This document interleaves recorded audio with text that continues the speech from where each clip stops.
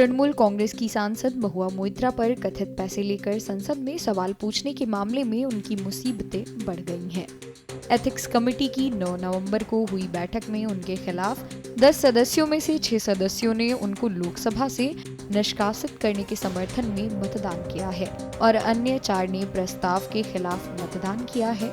Ethics committee के अध्यक्ष विनोद सोनकर ने बताया कि यह रिपोर्ट अब लोकसभा के अध्यक्ष ओम बिरला को सौंपी जाएगी।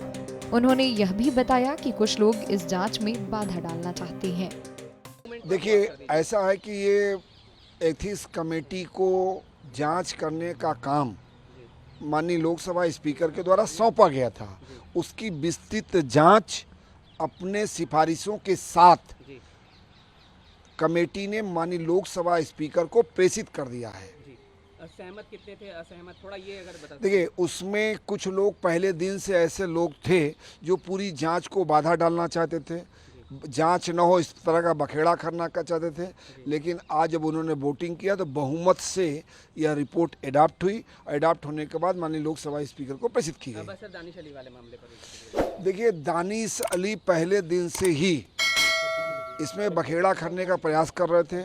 आज भी उन्होंने प्रयास किया और उन्होंने अपना डिसेंट नोट, जो लोग सहमत नहीं थे 3-4 लोगों ने अपना डिसेंट नोट जमा किया है। क्या इसको लेकर भी कोई आपने चीजें लिखी हैं कि बखेड़ा और ये तमाम चीजें वो अलग? देखिए, जो चीजें लिखना चाहिए वो लिखा गया है और जो उनका आचरण था सब लिखा गया है। इस रिपोर्ट और कमेटी की कार्यशैली पर सवाल उठाते हुए बहुजन समाज पार्टी के सांसद दानिश अली ने कहा कि अध्यक्ष ने सिर्फ 2.5 मिनट में ही रिपोर्ट को स्वीकार कर लिया और उस पर कोई चर्चा ही नहीं हुई।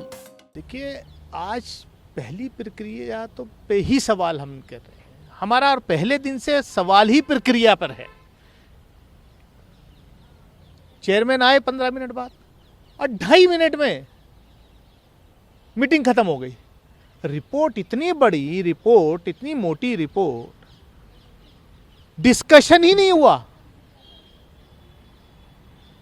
और जो रिपोर्ट में नहीं था, जो 1 घंटे से 1.5 घंटे की कार्रवाई पहले दिन की उस ड्राफ्ट रिपोर्ट में शामिल नहीं है, उस पर हमने जो है सदस्यों ने सवाल उठाया कि भी इसको जो है इसमें सम्मिलित करो।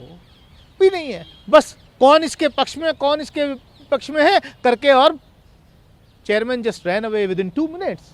उन्होंने रमेश बिधूड़ी का भी मामला उठाया और कहा कि एक शिकायत पर बुलेट ट्रेन की तरह कार्रवाई हुई, दूसरी तरफ अभी तक सुनवाई नहीं हुई। प्रक्रिया मेरे ख्याल से सारे रूल्स बराबर होने चाहिए। एक कमेटी में बुलेट ट्रेन की तरह स्पीड से कंप्लेंट आई और डिसीजन भी हो गया।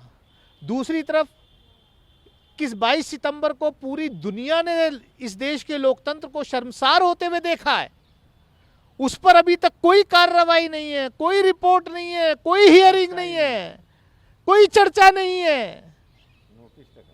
क्या होगा? ऐसे देश चलेगा? ऐसे देश का लोकतंत्र बचेगा? जेडीयू सांसद गिरधारी लाल यादव ने भी प्रक्रिया पर सवाल उठाते हुए कहा कि हमने कभी नहीं देखा कि अध्यक्ष की कुर्सी 1 मिनट के लिए भी खाली रही हो। उन्होंने यह भी कहा कि हीरा नंदानी को तक नहीं बुलाया। संचालन है वो ये कहता है कि 11 बजे मैंने 11 बजे स्पीकर नहीं आएंगे तो उसके डिप्टी स्पीकर आएंगे, डिप्टी स्पीकर नहीं आएंगे तो जिसको नियुक्त किया जाएगा वो 11 बजे चेयर पर रहेगा। 1 सेकंड आज तक संसदीय इतिहास में हमने नहीं देखा कि वो खाली रहा। 15 मिनट तक नहीं आए, जो कि एकदम नियम के विपरीत है। तो संविधान और प्रक्रिया का संचालन के धज्जी उड़ा रहे हैं। आगे क्या स्ट्रेटजी होगी आप लोगों की? इसलिए हम लोग का क्या स्ट्रेटजी है? हम लोग तो जानते हैं कि इसने जबरदस्ती गलत काम कर रहा है। कोई न हीरा नंदानी को बुलाया न किसी को बुलाया, ऐसे ही कर दिया। आपको बता दें कि भाजपा सांसद निशिकांत दुबे ने दावा किया था कि महुआ मोइत्रा के खिलाफ सीबीआई जांच के आदेश दिए गए हैं। निशिकांत दुबे ने तृणमूल कांग्रेस सांसद के खिलाफ 21 अक्टूबर को भ्रष्टाचार विरोधी लोकपाल के पास शिकायत दी थी। निशिकांत दुबे ने सोशल मीडिया प्लेटफॉर्म पर जानकारी देते हुए इस बारे में पोस्ट किया था। उन्होंने पोस्ट में लिखा, लोकपाल ने आज मेरे कंप्लेन पर आरोपी सांसद महुआ जी के राष्ट्रीय सुरक्षा को गिरवी रखकर भ्रष्टाचार करने पर सीबीआई इंक्वायरी का आदेश दिया। अपने खिलाफ सीबीआई जांच की खबर पर महुआ मोइत्रा ने जवाब देते हुए लिखा कि सीबीआई को पहले 13,000 करोड़ के अडानी कोल स्कैम पर एफआईआर दर्ज करनी चाहिए। कैसे गैर भरोसेमंद अडानी फर्म भारतीय बंदरगाह खरीद रही है, ये राष्ट्रीय सुरक्षा का मामला है। ये राष्ट्रीय सुरक्षा का मसला है। इसके बाद मेरे जूते गिनने के लिए सीबीआई का स्वागत है।